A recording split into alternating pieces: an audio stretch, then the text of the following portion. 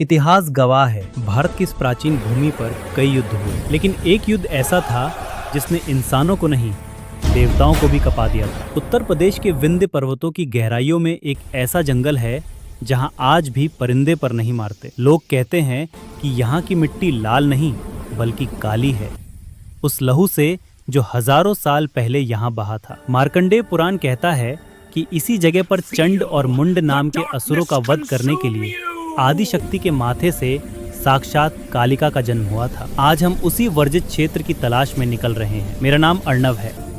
मैं और मेरा कैमरामैन समीर विंध्याचल के उन हिस्सों में पहुंच चुके थे जहां सरकारी नक्शे भी खत्म हो जाते हैं। हमारे साथ था एक स्थानीय शिकारी जिसने शर्त रखी थी कि हम सूर्यास्त से पहले वापस लौट आएंगे। जैसे जैसे हम जंगल के अंदर जा रहे थे, मोबाइल के सिग्नल गायब हो गए और हवा में एक अजीब सी धातु जैसी महक आने लगी। तभी शिकारी रुका और उसने एक पुराने पत्थर की ओर इशारा किया। उस पत्थर पर किसी के नाखूनों के गहरे निशान थे, जैसे किसी विशाल शक्ति ने उसे गुस्से में नोचा हो। शिकारी ने कांपते हुए कहा, साहब ये पत्थर नहीं, माँ काली के क्रोध का गवाह है। अचानक वातावरण का तापमान गिर गया। दोपहर की चिलचिलाती धूप में भी हमें अपनी सांसें जमती हुई महसूस हो रही थी। समीर ने अपना रिकॉर्डर ऑन किया, पर उसमें आवाजों के बजाय सिर्फ एक भयानक अट्टहास यानी हंसी गूंज रही थी। अचानक जंगल के बीचों बीच हमें एक सूखी हुई नदी दिखी जिसका तल पूरी तरह से काला था। यही वो जगह है,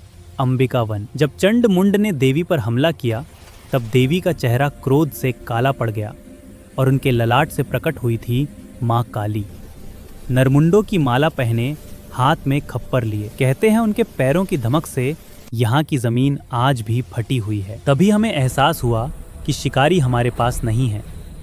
हमने उसे आवाज दी, पर कोहरे के पार से सिर्फ पायल की एक भारी छन छन सुनाई दे रही थी। हम भागते हुए एक गुफा के मुहाने पर पहुंचे। वहां शिकारी घुटनों के बल बैठा था। उसकी आंखें पूरी तरह सफेद हो चुकी थी और वो किसी अजनबी भाषा में कुछ बुदबुदा रहा था। उसने हमारी ओर मुड़कर देखा और उसकी आवाज अब उसकी नहीं थी। उसने कहा, तुमने यहाँ आकर गलती कर दी। माँ आज भी यहीं है। वो असुरों को नहीं, इंसानों के अंदर छिपे अहंकार को ढूंढ रही हैं। हम बाहर से कैसे बचे ये हमें भी नहीं पता।